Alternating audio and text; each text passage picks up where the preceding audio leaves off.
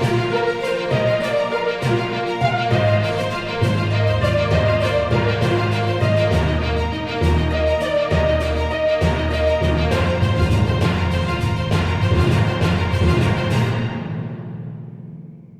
आप देख रहे हैं आलिया शो ऑफिशियल चैनल। मैं हूं आपकी होस्ट आलिया। हमारे साथ आज ज्वाइन कर रहे हैं professor doctor Muqtedar Khan America से। डॉक्टर साहब, thank you so much for joining my show.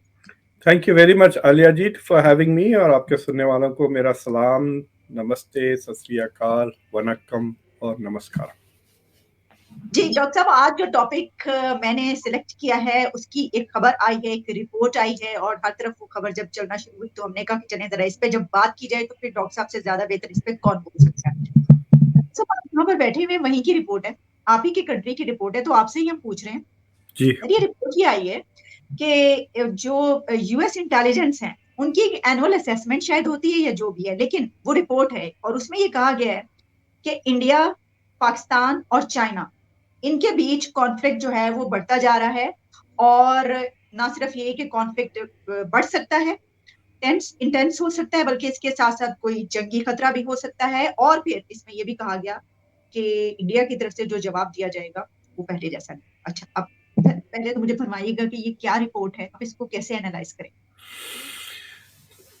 तो इस हफ्ते द यूएस में जो सेनेट इंटेलिजेंस कमेटी है, उनकी हियरिंग हो रही है on global threats to America. ये हर साल करते हैं एन एनुअल असेसमेंट की क्या थ्रेट्स है, इसके बेसिस पे अमेरिका का डिफेंस पॉस्चर, अमेरिका की डिफेंस स्ट्रैटेजी वगैरह डेवलप होती है।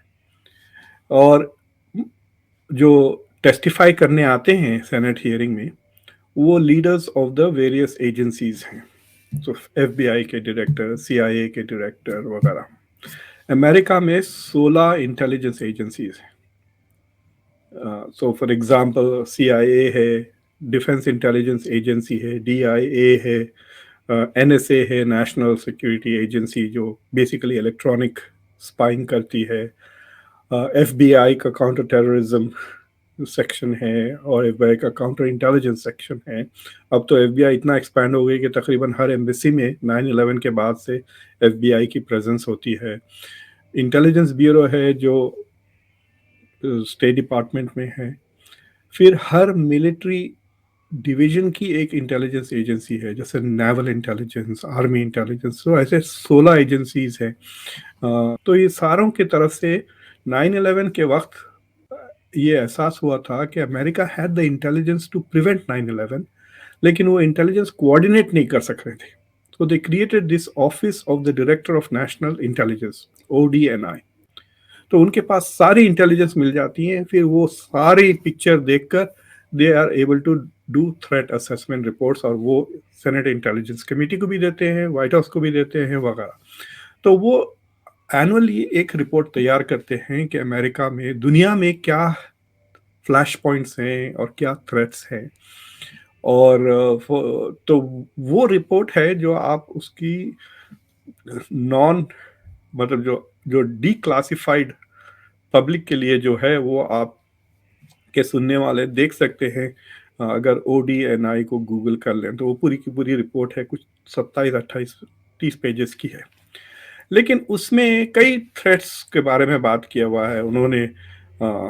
टेररिज्म थ्रेट्स के बारे में बात की है। उसमें लिखा हुआ है कि ISIS is still strong, Al Qaeda कमज़ोर हो गई है, Hezbollah is continuing to grow stronger. और फिर उन्होंने एक नया टर्म इस्तेमाल करना शुरू कर दिया, वाइट नेशनलिज्म कहने के बजाय RMVE, एक एब्रीवेशन यूज कर रहे हैं, इंस्टेड ऑफ सेइंग सीधा सीधा एथनिकली मोटिवेटेड ग्रुप्स के बजाय। तो उसमें एक सेक्शन में, कई सेक्शन है, उसमें एक सेक्शन है the potential for interstate conflict. और वो परेशानी की बात यह है कि देखिए, जो इंटेलिजेंस एजेंसीज हैं दुनिया, they know everything that you and I know. यानी आप और मैं जो ऑपरेट करते हैं, we operate on open sources, we call it open source intelligence पे हम काम करते हैं।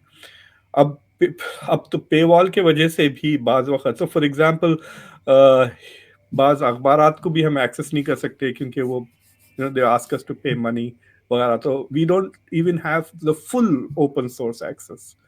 बट ये intelligence they also have intelligence access, so they technically they know more than what you and I would know potentially. अब उसको analyse कैसा करते हैं वो और बात है। तो वो सारे सोर्सेज वो देखकर उनका कहना है कि आइंदा साल में द रिस्क जो है, तीन जगहों की रिस्क है। One, India Pakistan, number two, India China, number three, Azerbaijan और आर्मीनिया की फिर दोबारा से फिर जंग हो सकती है। बट और कोई नहीं, सारी दुनिया में बस ये तीन ही जंग है। So I think for Indians who are only covering what is in that, एक छोटा सा पैराग्राफ है बस इतना सा जो इंडिया पाकिस्तान को लेकर है, उसी को अटेंशन पे कर रहे हैं इंडिया में। I think they should read the whole report. और नहीं जो डॉक्टर जी साहब, सॉरी टू इंटरप्ट यू, लेकिन मेरा ख्याल है कि क्या ऐसा नहीं है कि जिस कंट्री के बारे में है उसमें वो कंट्री अपना ही सर्च करेगा, तो पाकिस्तान और बिकॉज इंडिया ये so रीजन for ज्यादा उसी को। example, I think the Indian media should focus on the point of the potential three conflicts that US intelligence fear, two are okay. India related. That is the bigger point than के उसमें लिखा हुआ क्या है। तो पाकिस्तान को लेकर दो चीजें लिखी हुई हैं कि नहीं सॉरी, एक ही चीज ये है कि अगर पाकिस्तान की तरफ से क्रॉस बॉर्डर टेररिज्म होता है इंडिया में, या ऑर्केस्ट्रेटेड डिस्टर्बेंस एंड इंस्टेबिलिटी, या कश्मीर में जैसा कि गड़बड़ हो रही है, प्रोटेस्ट हो रहे हैं, but if these are orchestrated from Pakistan, उनका कहना है और नाम से कहते हैं, the Narendra Modi government will respond far more aggressively. तो वहां पे वो डर रहे हैं कि इस बार जंग हो जाएगी। तो it will not be something like Balakot. It will be far more serious, and they actually fear that it could trigger a war if there is acts of cross border या instability पैदा करने की कोशिश की करे, तो so there is a chance that will, so they feel कि उसके वजह से जंग हो सकती है। और फिर इंडिया चाइना में कह रहे हैं, वो 2020 गलवान के एपिसोड को लेकर कह रहे हैं कि मिलिट्री पॉस्चर्स दोनों कंट्रीज का काफी एग्रेसिव हो गया है on the border line. So they fear के जो छोटे छोटे झड़पें होती है उसकी एस्केलेटरी पोटेंशियल बढ़ गई है, चांसेस है कि this can escalate into a real conflict. वो है वो, सो ये दो चीजों को लेकर है। अब वो कह रहे हैं बेसिकली व्हाट इट मींस कि India is on a high alert level right now. China की वजह से India is on a much higher level.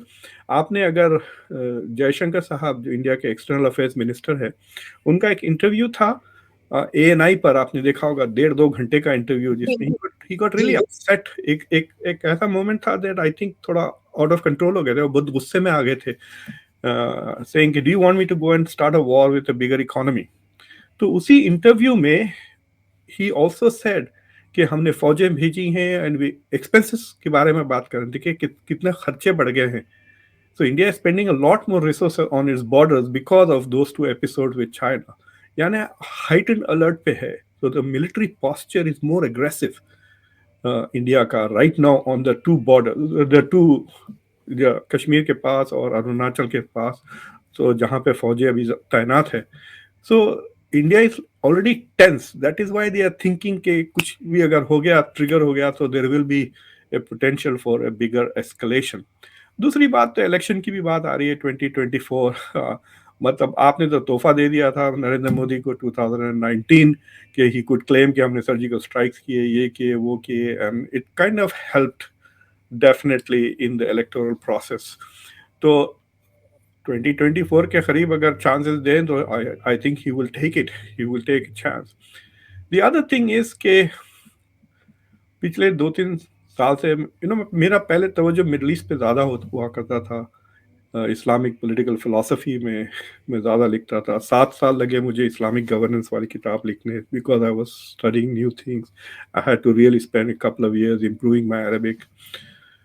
तो लेकिन पिछले 2 साल से जो मैं इंडिया के मसाइल पर अटेंशन पे कर रहा हूँ, और स्टडिंग द क्रॉस बॉर्डर जो एक्टिविटी है पाकिस्तान की, मिलिट्री एंड नॉन मिलिट्री और ये जो ग्रुप्स है, मैं बेजार हो गया हूँ।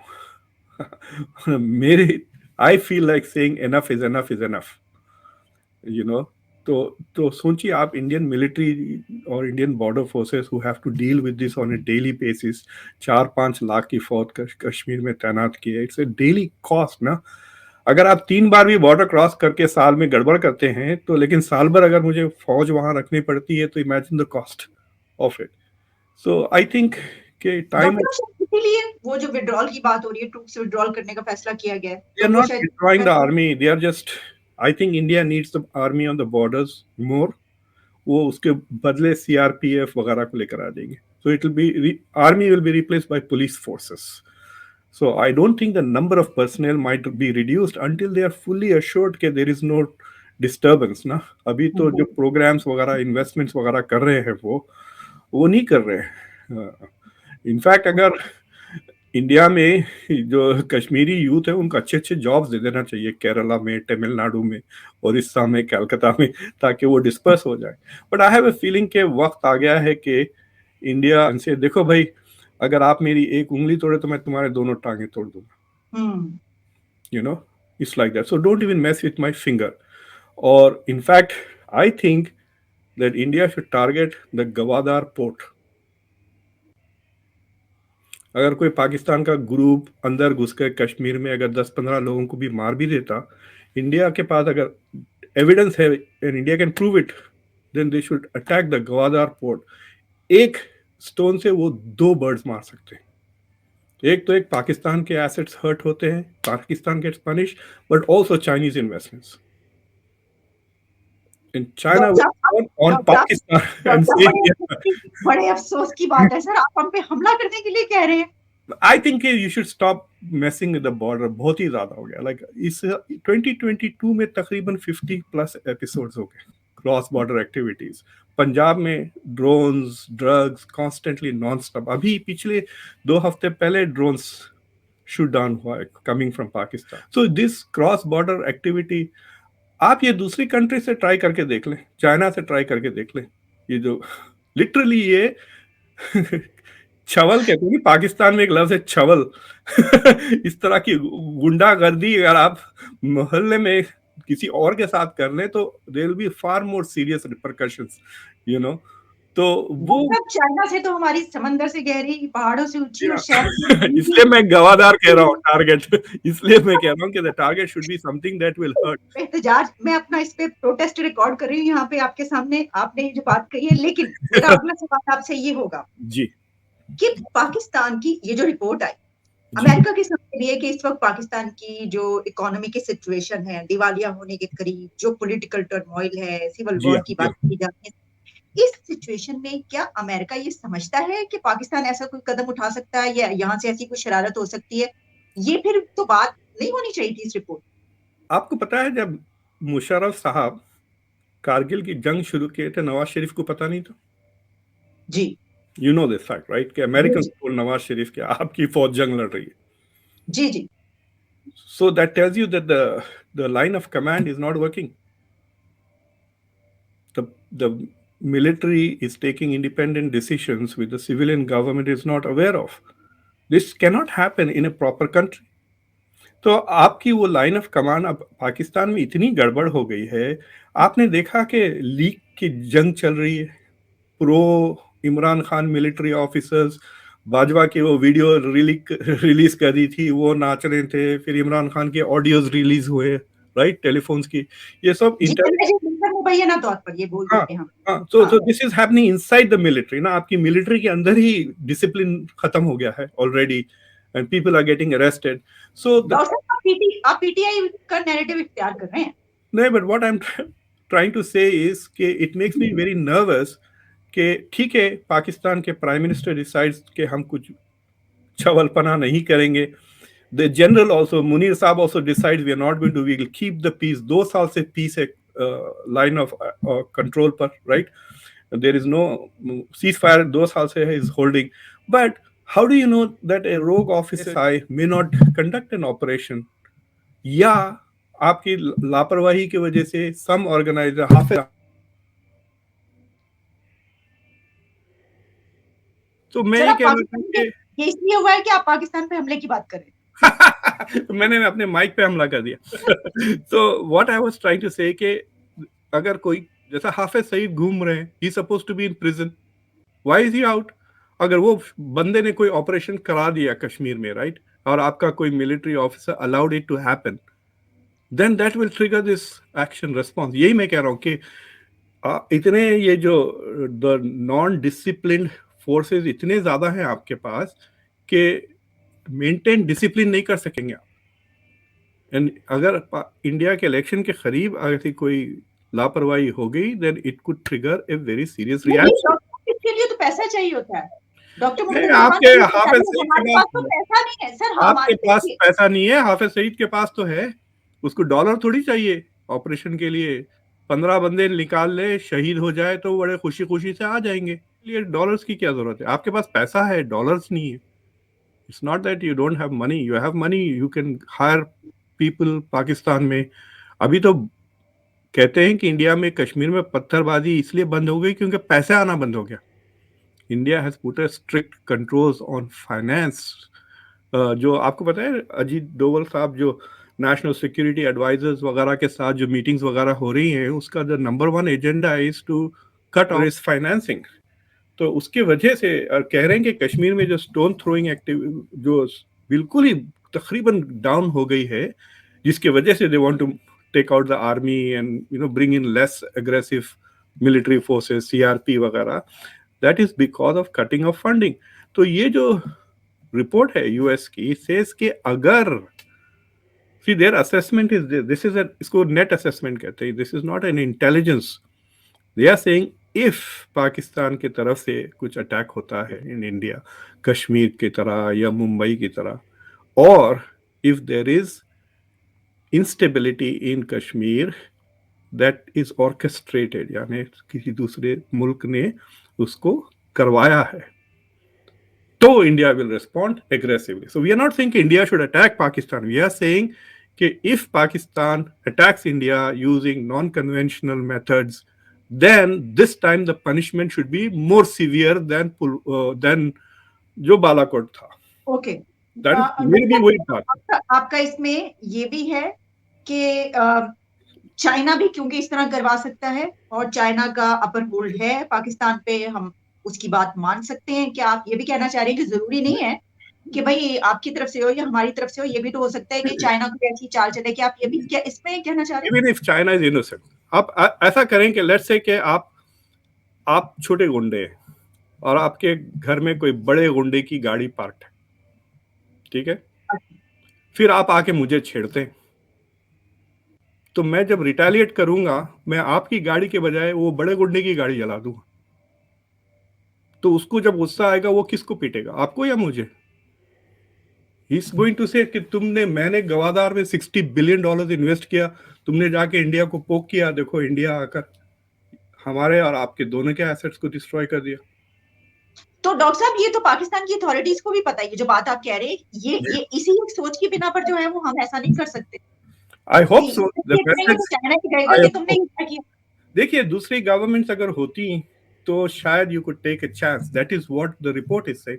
दे actually mention Narendra Modi in this कि अगर आप दूसरी गवर्नमेंट्स होती तो शायद they may not retaliate the same way, but Narendra Modi's government will retaliate in a very severe way. That is the intelligence estimate.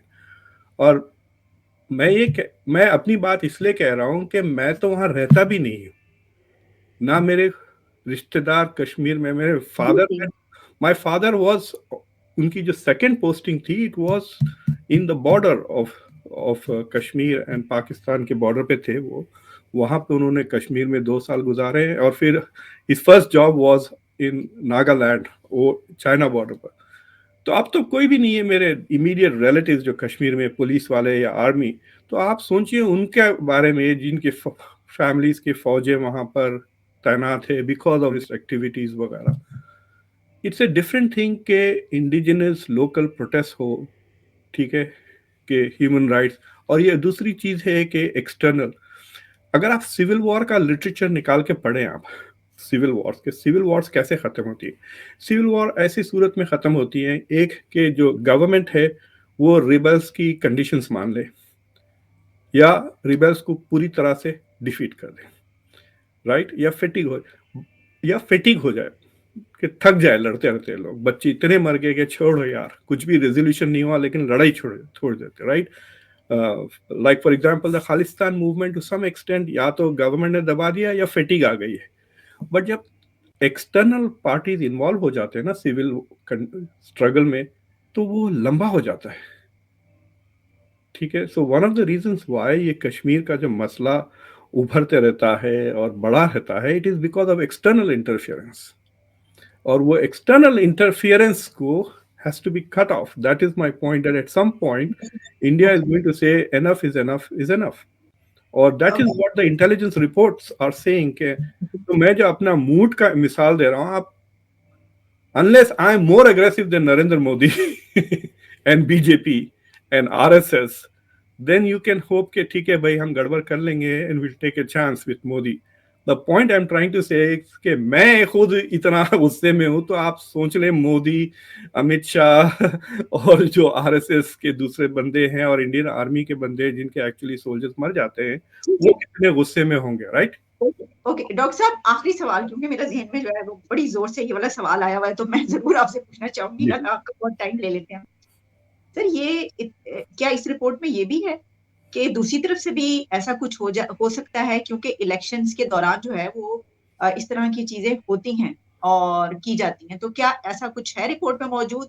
और आपका भी अपना क्या स्टैंड है कि क्या डर सिर्फ इसी तरफ से, हमारी तरफ से ही है, दूसरी तरफ से कोई नहीं है? नहीं, देखिए ये सिवाय पाकिस्तान के और कोई कहता ही नहीं। अच्छा। ये दूसरी चीज ये है कि आप देखें जो इन्वेस्टिगेशंस जो होते हैं ना FATF के, हाँ। तो इंडिया इज क्रिएटिंग, दो चीजें कर रहा है इंडिया। एक तो उस रीजन पे लाइट डाल रहा है, इज गेटिंग इंटरपोल, सारी एजेंसीज कर रहा है, यहाँ देखो यहाँ देखो यहाँ देखो गड़बड़ हो रही है। तो लेट्स इमेजिन के इंटरपोल वाले एक यूनिट क्रिएट कर देते हैं to watch how money is going into groups in that region, AfPak region में, राइट? तो ये कहना कि इंडिया अगर पैसे दे रहा है बलूचिस्तान या दूसरे ग्रुप्स को, अब ये कह रहे हैं कि इंडिया TTP को भी सपोर्ट कर रहा है, but if India is doing that while India is putting a searchlight on that region, can you imagine India के इंटरनेशनल क्रेडिबिलिटी कितनी खत्म हो जाएगी अगर किसी भी एक इंटेलिजेंस एजेंसी को जरा भी एविडेंस मिल गया of India support for this groups, right? Suddenly then the world is not interested in fighting terrorism. So they are saying this is, तुम भी कर रहे हो, राइट? एंड फिर वो BBC, न्यूयॉर्क टाइम्स वगैरह को लीक कर देंगे। कैन यू इमेजिन, कोई भी बंदा ले ले आप, सारी दुनिया तो कसम खा के इंडिया के हाथ पे बया तो नहीं ली हुई ना, समझिए आप कोई बेल्जियन इन्वेस्टिगेटर को, they will release it to New York Times या गार्डियन वगैरह को दे देंगे, फिर आप डील करते रहें, बैन करते रहें वगैरह वगैरह। So that is why I think because India is using international law, India will, and it's like saying कि भाई आप हमारे मोहल्ले में आके पुलिस को खड़ा करें, देखिए कितने गुंडागर्दी कर रहे हैं। जब वो पुलिस आएगी मोहल्ले में, अगर आप गुंडागर्दी कर रहे हैं तो वो भी रिकॉर्ड में आ जाएगी ना। ठीक, ओके, बिल्कुल बिल्कुल जी। और डॉक्टर साहब, मैं तो खुद इसके उसमें ये कहती हूँ कि जो मुल्क कोई भी ऐसा मुल्क जो इतना तरक्की कर रहा हो, तो वो तो ये सोच भी नहीं सकता कि हम जंग की तरफ जाएं या हम अपना तबाह कर लें, इतनी एफर्ट्स के साथ जहां तक हम पहुंचे। एक केतन शुक्ला साहब नाम के रिटायर्ड इंडियन एम्बेसडर, जो कई मुल्कों को एम्बेसडर थे अफ्रीका में, मिडल ईस्ट में, तो उनसे मैं बात कर रहा था, तो उन्होंने बहुत अच्छी बात, एक इंटरेस्टिंग बात कही जिस पे मैंने पहले तवज्जो नहीं दी। इसे इंडिया ने जमीन दी है, ली नहीं अग्रेसिवली, किसी से जमीन ली नहीं जबरदस्ती, इंडिया ने दी है जमीन। हाँ, अलबत्ता सिक्किम को हमारे इंटरनलाइज हो गए, लेकिन Sikkim joined us the way Kashmir joined us. देखिए, अगर कश्मीर के बादशाह, अगर he would not have signed to become part of India, और 2 दिन 3 दिन तो आपके पास शायद कश्मीर पूरा होता। इंडिया डिड नॉट हड़पने की कोशिश तो नहीं की ना कश्मीर को। So that is an interesting point. He was trying to say कि इंडिया के ऐसे एथिक्स नहीं है कि वो दूसरे मुल्कों पे हमला करके उनकी जमीनें ले। आपको पता है चाइना ने अब मेरे ख्याल से उज्बेकिस्तान से कुछ जमीन ले ली जो 100 साल से गड़बड़ रहा। चाइना है एक्सपैंडिंग, तिब्बत को खा गया उसने, राइट। सो इस इंडिया से देखिए आप 62 में कितनी जमीन ले ली। So India is not like that. अगर आप छेड़ेंगे तो ये government will respond more aggressively. That is the point. जी डॉक्टर साहब, अगर आप यहाँ पे आके, ऐसे ऐसे हमारे स्कॉलर्स मौजूद हैं यहाँ पे, तो सर एक ये बहुत बड़ा नैरेटिव है कि देखो पूरा का पूरा हिंद हमारा का सारा हड़प कर दिया, ये तो मुसलमान रूल करते थे, हमारा है गजवा हिंद गजवा या हिंद तो हमारा मैं एयरपोर्ट पे बैठा था और बस मैं गा रहा था, सारे जहां से अच्छा हिंदुस्तान पर बैठे बैठे मैंने सडनली रियलाइज कि जब मुसलमान बात करते हैं तो जैसे हिंदुस्तान हमारा है, जब हिंदू बात करते हैं जैसे हम इंडिया के हैं। So they belong to India. We think India belongs to us. क्या बाप की जागीर है? राइट? जी बिल्कुल एग्जैक्टली डॉक्टर साहब, इसमें मैं समझती हूँ कि ये जो धरती माँ और इस तरह के जो है ना वो जो नैरेटिव्स हो, हाँ। उससे काफी फर्क है उसमें, बिल्कुल सही आप फरमा रहे हैं। और देखिए ना यहाँ पर तो ये भी बात बड़ी खुशी के साथ कही जाती है कि देखो उनका तो कौमी तराना भी हमारे अल्लामा इकबाल मुसलमान शायर ने लिखा। एक्चुअली बांग्लादेश और इंडिया का both written by Rabindranath Tagore. India का तो जना गण मन है ना, इट इज नॉट सारे जहां से अच्छा। तो thank you so much doctor Muqtedar Khan, बहुत ही दिलचस्प आपसे गुफ्तगू रही, और thanks a lot for your precious time. दोबारा भी आपसे बात होगी। Thank you very much. Thank you.